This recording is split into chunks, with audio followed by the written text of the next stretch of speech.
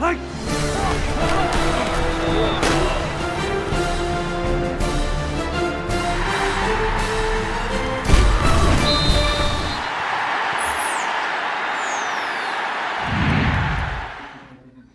and honestly, I just got through working out, and I thought I was going to be running a little bit late because I'd been busy this morning, and I hadn't really stopped sweating, and this actually makes it worse. So if you think I'm nervous, I'm really not nervous. But I will sweat now that it's 88% humidity and it's 90 degrees in here. Yeah, this quarterback thing's got you really worked up. Yeah, it's the quarterback thing. It's got me worked up. Mm-hmm.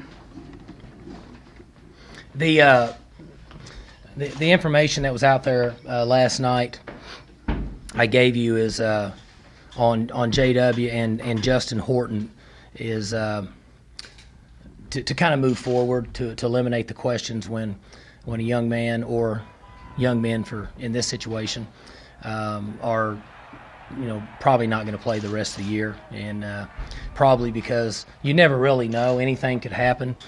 But as I see it, very, very difficult to come back from the type of injuries that these guys have within the next 6 weeks.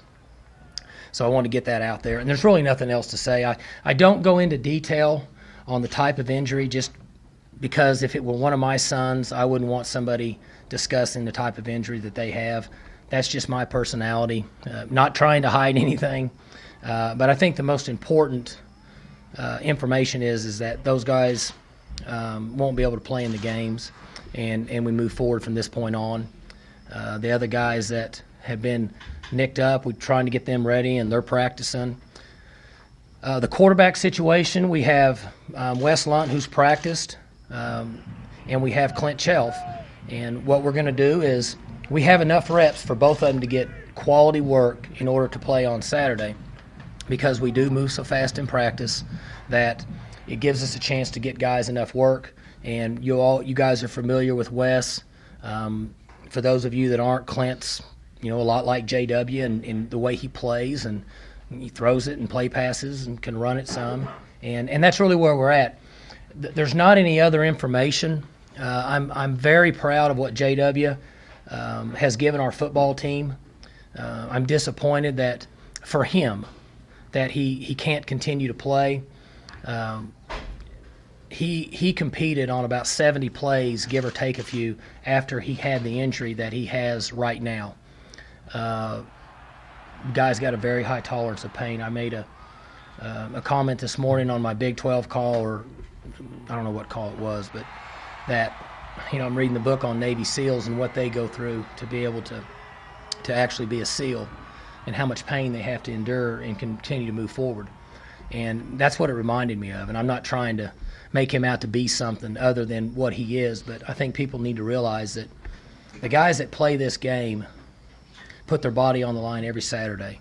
And we as coaches and fans and media that follow these guys need to respect that. And we have guys that play with pain. He's more visible because he's a quarterback. But what he was able to do Saturday after sustaining that injury is pretty impressive. And so that's a credit to him and what he is and what he stands for and who he is. Is that more impressive, I guess, for JW because he comes from a tough family, his dad the coach, and he's trying to push along the time frame that he expects his son, but you wouldn't expect anything less from a father to say that, and also being a coach? Well, they should be proud of him. I had a conversation with Coach Walsh yesterday, and it's difficult. It's difficult for JW. It's difficult for his family. It's difficult for us. It was the same way with Wes Lunt when I had a discussion with his family. But some of us are fortunate and come from a good family and good upbringing and a coach's son if it's athletic, and some people aren't. We've had guys, Justin Horton has given us everything for years.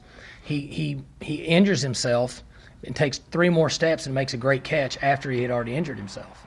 So I'm just trying to give an example of how proud I am of the guys and what they do on Saturdays, and they lay it all on the line for us. And we, as coaches and fans, should be proud of what we've got out there and what they're giving us. Typically, what can that do?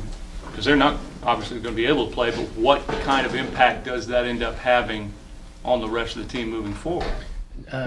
not jokingly, Kevin, you guys are going to have to get me like a towel or somebody. I don't care. I hate to beat up here, powder up. I need some powder. I mean, like a napkin or something. I didn't anticipate it being 85 degrees. What he brings, you talking about for the team? Yeah, well, the residual impact that it has got when your other guys see those two and basically sacrifice the rest of the season in their toughness. And I made a point, John, after the practice last night with the team, that in order for our organization, our team to continue to get better, the overall concept has to be unselfish football, team, and do whatever it takes within reason. And I made a point that we've had guys that couldn't compete. For example, when Wes got hurt, when Justin got hurt, they were unstable. He wasn't unstable, but had an enormous amount of pain. And so he continued to fight through it. And I made an example of that with the team. And that's when you're young, those are things you have to learn. It's the greatest game there is for life lessons, because there's pain in our lives at times and we have to fight through them. Maybe not all physically, maybe mentally, but it is what it is. You got to give credit where credit's due. I thought that our offensive line was very physical. That we were not poor, but below average at Kansas. And I think they took it as a challenge. They were teasing me all week about, Coach, you think we practiced hard enough today? I said, I don't know. I know you didn't when we played Kansas. And they were more physical. Joe Randall played physical. We had some drop passes that we need to get corrected. Some of them are by young receivers. They'll be better in the next game. Defensively, fantastic. And playing defense and coaching defense in the Big 12 is week to week. You got to have a good plan. You got to be fresh. You got to be active. You got to run to the ball. You got to tackle. You got to be resilient, because other guys are going to make some plays. But we had a number of guys, D-Lowe, Cooper Bassett, Barnett, Broderick Brown played with a lot of energy. Shamil Gary gave us some energy. It was nice to get Lindale back. So, I'm just kind of filling you in on where we are after that game. Moving forward, this is a good team we're playing. Sometimes records and the overall ranking, for lack of a better term, may not indicate who we're playing. This is a fast football team. These guys have recruited skill. They're giving up about 17.3 points a game if you take away the touchdowns in overtime. Only 3 yards a rush. They've almost doubled the amount of sacks that they're giving up. They've held their opponent to 26% on third downs.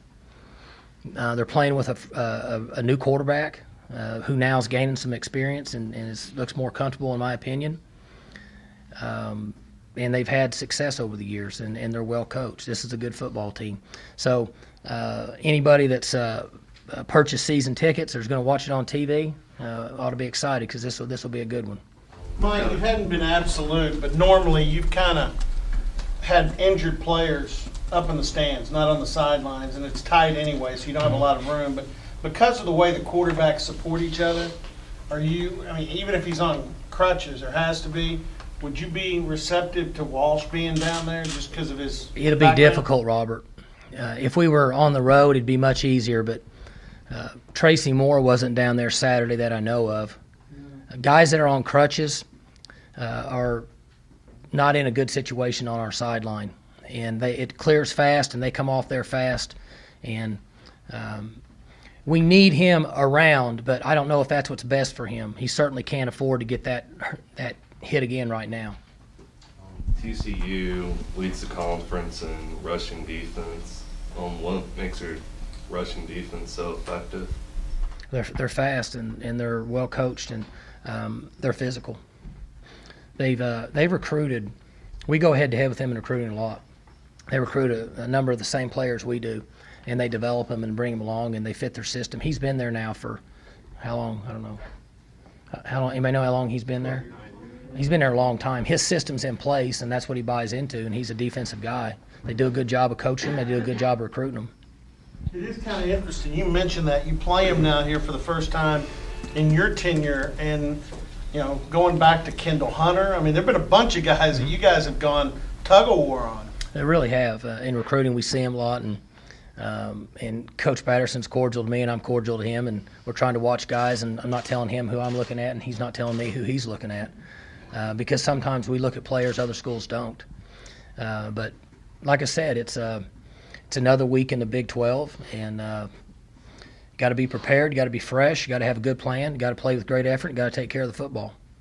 Coach, is it a situation where you have Wes, he gets hurt, you change your game plan a little bit to suit JW, now he's out, Wes is coming back. Do you just go back to the game plan you use with Wes, or does that worry you a little bit with the knee? Well, we're concerned about it because you can't have so many plays you're not good at any of them, which we know that. And they're two different style of players, but we have to have enough of both based on who we feel like Thursday's practice give us the best chance for success. TCU lost to Iowa State at home 37-23. Does that film and does that information hold a lot more weight as you guys game plan? They had 5 turnovers. And Iowa State took advantage of it and hit some big plays on them. And Iowa State's a good team also. But, I mean, that's what happened. Okay. And, you know, I'm not trying to speak for Coach Patterson's team, and I'm just giving you my opinion, and I'm going to guess that he's going to probably feel the same way. That when you turn the ball over multiple times, when we were at Arizona, we turned it over so many times we couldn't count. And when that happens, you're probably not going to win in most cases. Coach, can you talk a little bit about Patterson's defense? That's kind of his background, and they're an interesting scheme. They're not a defense like you see every week in this league. He's always played in that fast safety double invert, and they move those guys around, and then 2 inside backers. And he's actually made a few adjustments, in my opinion, from what I see than what he's had from years ago, but his concepts have stayed the same. And they've had success, in my opinion, from an outsider looking in based on speed and running to the ball. JW had any idea how bad he was hurt during the game, or he was just a gamer and wasn't going to tell anybody how bad he was hurting? I think that he was in a lot of pain and is trained mentally to not come out. If he had instability, we would have had to take him out. But otherwise, he's not going to come out. But I know that he had the pain because when it happened, I could tell because he's been here long enough that I know his demeanor and his facial expressions. But I don't think he ever asked, how bad is it? Because he's not trained that way. He's trained to go play and do what it takes to have success, and that's what he did. Does it shock you the guys in the huddle with him? I mean, they're not really in the huddle. I guess they were in the fourth quarter. You huddled up some. But Lane Taylor, Charlie, even Josh Stewart, who's lived with him before, said during the game they couldn't tell. He hit it from them. I don't think that he gave any indication other than the first 3 or 4 plays afterwards. There was a grimace and a kind of a sign of pain. But other than that, he moved forward and just kind of played. And my concern, when it happened, I thought he was hurt. And then my concern as the game went on was, 1, how serious, and 2, whether it was going to tighten up on him over on the sidelines. Saturday will be the first time this program's played TCU in almost 20 years. And what's the challenge in preparing for someone that you're not familiar with?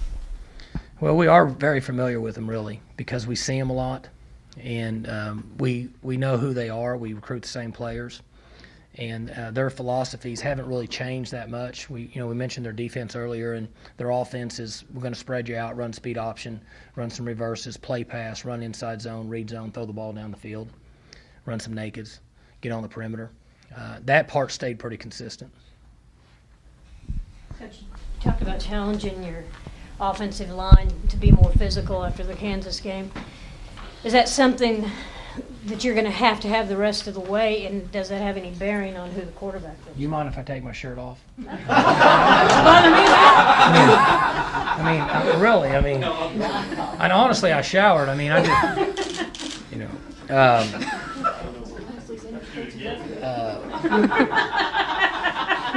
we'll have to cut the cameras off to do that. And then anything, it's just like Vegas. Whatever leaves here stays here. With those guys, Coach Wick does a great job of challenging them each week. I embarrassed you. I didn't mean that directly at you. I was kind of talking to everybody. Yeah. Now you're getting warm too, right? Coach Wick does a great job of challenging those guys. He stays on them. And other than our 2 tackles who are new, but they've been in our program, they know what we expect. And I thought all last week of why did they not play physical, and I couldn't figure out a reason why.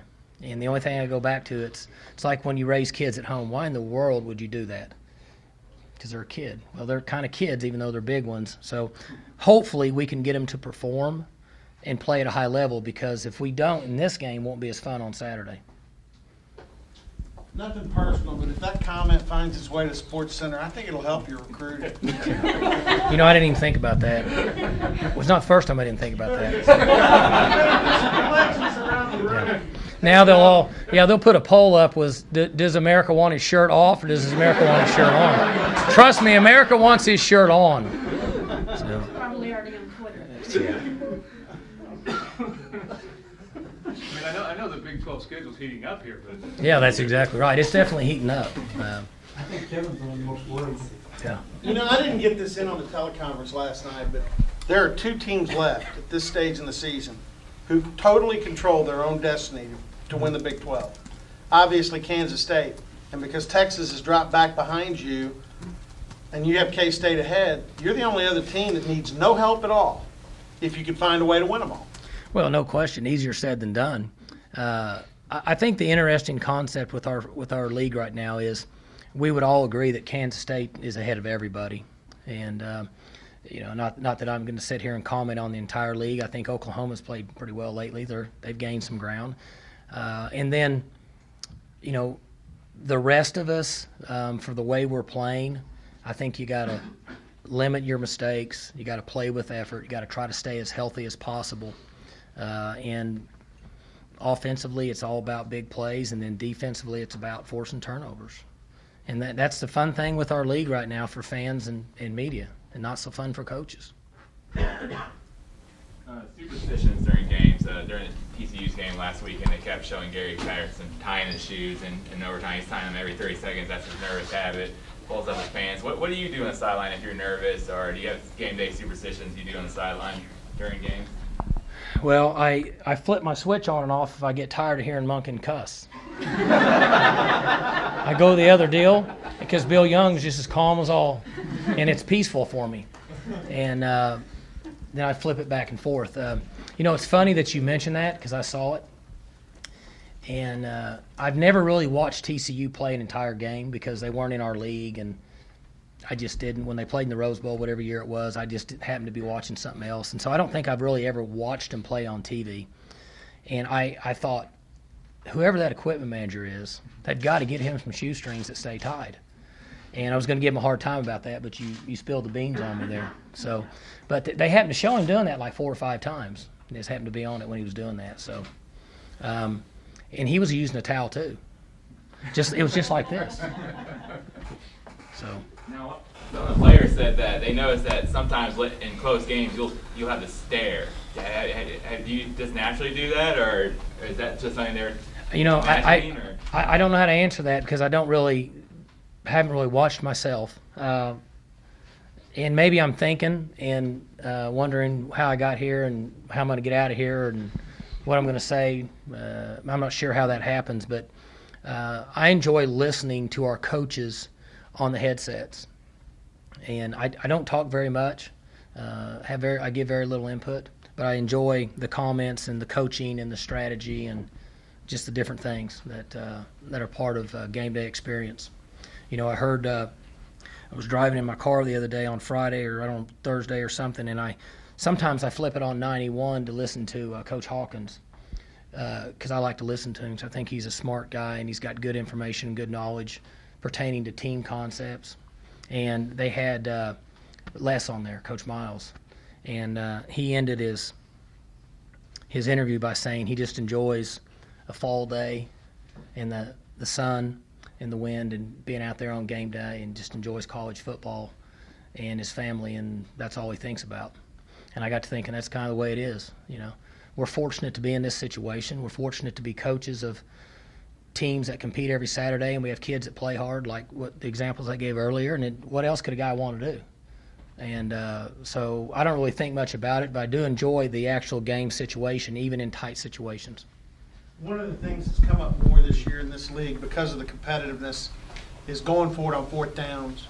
You mentioned your input. How quickly in your mind do you make those decisions on we're going to punt, we're going to kick a field goal, we're going to go for it? Before the fourth down, on the third down. We need to be better on fourth downs. We're not good enough on third and short, and we're not good enough on fourth and short. And Mike, who is responsible? Because I've noticed all the venues we've been to the last 2 or 3 years, college football, the play calling posters are becoming more and more creative. Like this Saturday, you guys had one with James Harden face on his beard and a Star Wars character. Or no, I think that's not Star Wars. I can't remember what it was. Who comes? You up talking with about these those big boards? Yeah. That's Jeff Napar, video guy. He's not on Star Wars.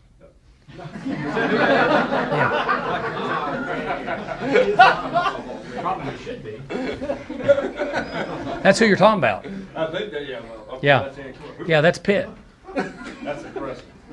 I didn't say that. He resembles from a distance based on how far you are away and how the sign's tilted with the resolutions. That Chukka, what's the little guy that was on Star Wars? He kind of looks like Chukka a little bit. Does anybody else have any more questions? Those boards, I don't have a clue what those mean. They change them each week, and I ask them, and they don't want to tell me because they said they don't want anybody to find out. So, anyway. Kevin, you done? Yeah. Beautiful.